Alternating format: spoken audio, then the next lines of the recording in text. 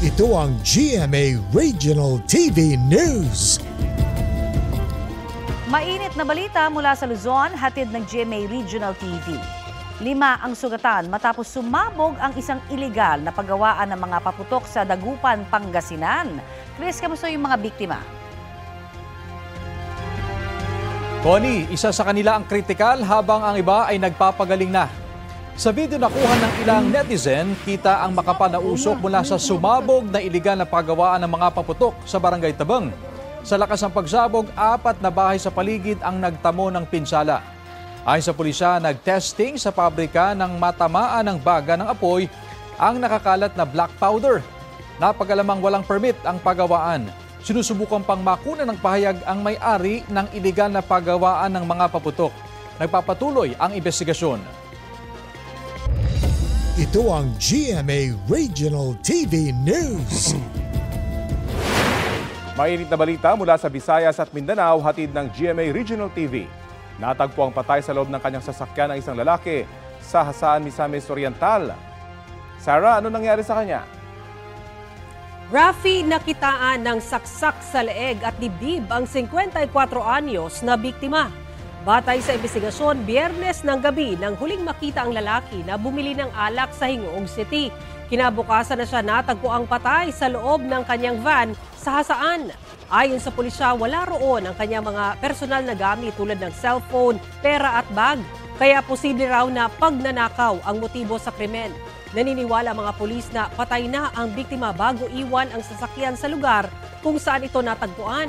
Patuloy pa ang investigasyon.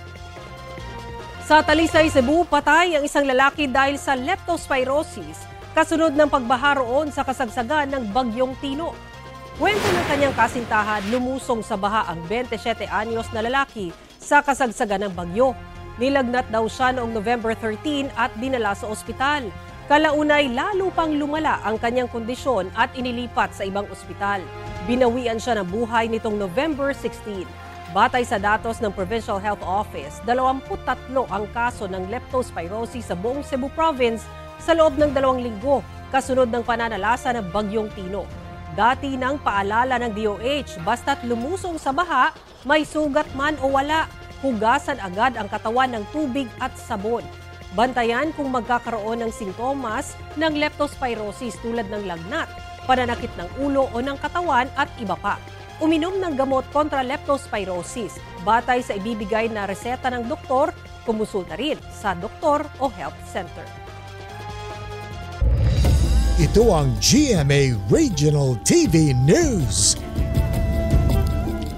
Hulikam ang pagnanakaw ng 2 menor de edad sa isang nakaparadang motorsiklo sa Baguio City. Sa video, kita ang lalaki nakasuot ng hoodie na naglalakad papunta sa isang garahe. Nasa loob na rin ang kanyang kasabwat. Ilang sandali lang itinulak nila palabas ang motorsiklong nakaparada at tuluyang tinangay.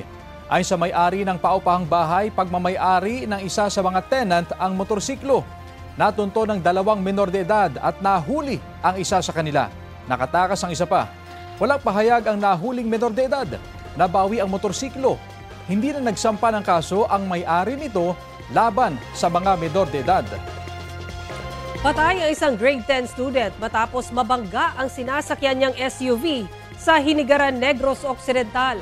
Ayon sa pulisya, Bacolod City ang SUV na minamaneho ng ama ng 15 anyos na biktima nang mabangga sila ng truck sa Barangay Pilar. Sugatan ang ama. Batay sa investigasyon, pumutok ang kaliwang gulong ng truck kaya nawala ng kontrol sa pagmamaneho ang driver nito. Hinihintay pa ng mga otoridad kung magsasampa ng reklamo ang mga kaanak ng mag-ama laban sa truck driver. Walang pahayag sa media ang driver ng truck.